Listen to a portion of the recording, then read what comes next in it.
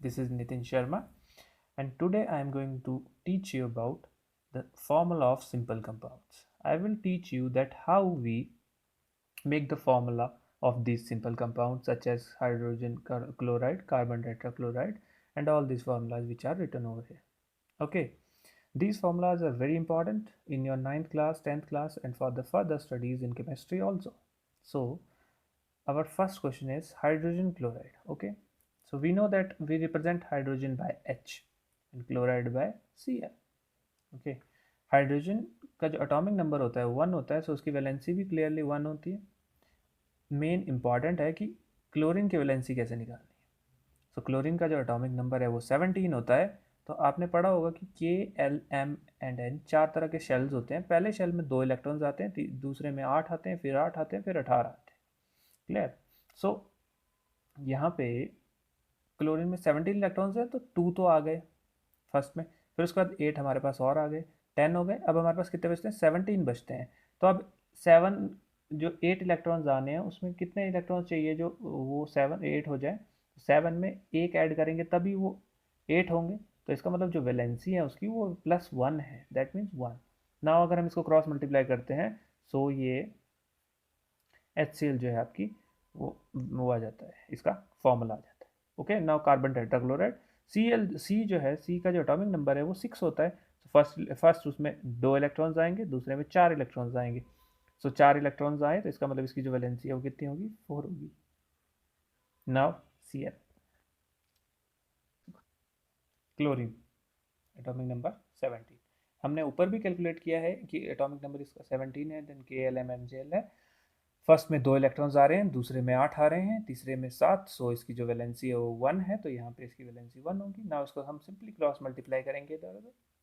C1 and Cl is 4, तो CCl4 is the formula of carbon tetrachloride. Now carbon calcium hydroxide. Calcium का आपको पता है कि एटॉमिक नंबर जो है 20. कैल्शियम का जो एटॉमिक नंबर है वो 20 है यहाँ पे. ठीक है. सो फर्स्ट में आपके पास 2 इलेक्ट्रॉन्स आएंगे, दूसरे में 8 आएंगे, तीसरे में भी 8 आएंगे, तो 2 8 10 8 18 हो गए. एंड आपके पास इसके बाद 2 इलेक्ट्रॉन्स बचते हैं, तो ये 20 हो जाएंगे. So this 2 is the valency of this calcium. 2 आ गई. नाउ हाइड्रोक्साइड की जो OH है उसकी वैलेंसी 1 होती है, तो आप इसको जब आप क्रॉस मल्टीप्लाई करेंगे तो CaOH of twice is the formula of calcium hydroxide. Now aluminium oxide. अब एल्यूमिनियम का जो एटॉमिक नंबर होता है वो क्लियरली 13 होता है. सो फर्स्ट में आपके पास 2 इलेक्ट्रॉन्स आएंगे, दूसरे में आपके पास 8 आएंगे, तीसरे में आपके पास 3 आएंगे. So this 3 will be the valency of aluminium. And now oxide is O. Atomic number आपको पता है इसका 8 होता है. फर्स्ट शेल में कितने? 2 इलेक्ट्रॉन्स, दूसरे में कितने? 6.